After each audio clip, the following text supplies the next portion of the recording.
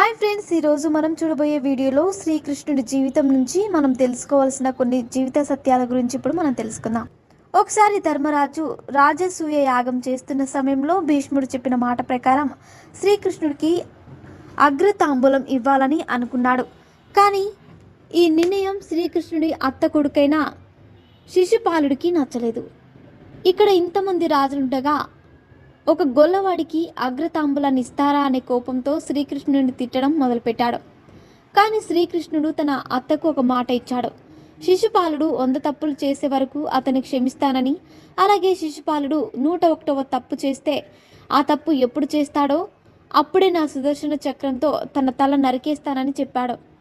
అందుకే శ్రీకృష్ణుడు ఆ మహాసభలో శిశుపాలుడు తనని ఎన్ని మాటలు అంటున్నా ఓర్పుతో సహించాడు. అలాగే తను ఇచ్చిన మాట ప్రకారం శిశుపాలుడు 101లో తప్పు చేయగానే శ్రీకృష్ణుడు తన సుదర్శన చక్రంతో శిశుపాలుడి తలను నరికేశాడు. అలాగే శ్రీకృష్ణుడి జీవితంలో జరిగిన ఈ సంఘటన మనకు ఒక విషయాన్ని చెబుతుంది.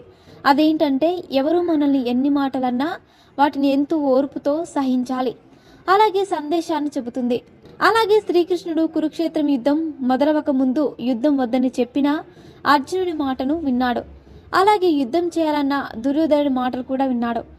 అప్పుడే శ్రీకృష్ణుడు యుద్ధం జరగక తప్పదని, తాను మాత్రం ఈ యుద్ధంలో ఆయుధాన్ని పట్టనని చెప్పాడు. అప్పుడే దుర్యోధనుడు శ్రీకృష్ణుడి నారాయణి సేనని కోరుకోగా అర్జునుడు మాత్రం శ్రీకృష్ణుడికి తన రథసారథిగా ఉండమని అడిగాడు. శ్రీకృష్ణుడు జీవితంలో జరిగిన ఈ విషయం మనకు ఎప్పుడూ మనం ఎదుటివారు చెప్పే మాటలను వినాలి, కానీ మన మనసుకు ఏమైతే అనిపిస్తుందో దానిని మాత్రమే చేయాలనే సందేశాన్ని ఇస్తుంది.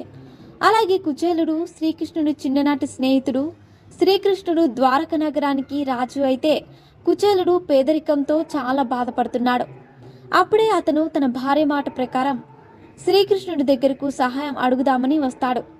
అప్పుడు శ్రీకృష్ణుడు కుచేలుడిని ఎంతో ఘనంగా ఆహ్వానించి అతని కాళ్ళు కడిగి అతనికి అతిథి మర్యాదలను చేస్తాడు. అలాగే కుచేలుడు శ్రీకృష్ణుడికి అటుకులు అంటే ఎంతో ఇష్టమని ఒక చిన్న మూటలో అటుకులను తెచ్చి శ్రీకృష్ణుడికి ఇచ్చాడు. అవి తిని శ్రీకృష్ణుడు ఎంతో సంతోషించాడు.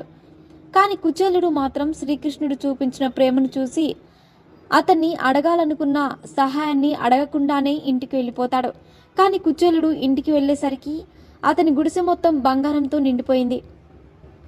శ్రీకృష్ణుడు తన స్నేహితుడు చెప్పకపోయినా అతడి కష్టాలను, అతని మనసులోని మాటలను తెలుసుకొని అతడికి సహాయం చేశాడు.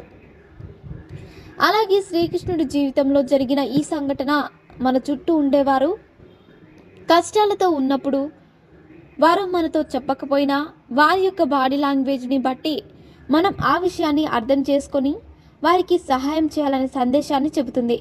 సో ఫ్రెండ్స్, చూశారుగా, ఇలాంటి మరిన్ని విషయాలను మీరు తెలుసుకోవాలనుకుంటే వెంటనే మా ఛానల్ని సబ్స్క్రైబ్ చేసుకోండి.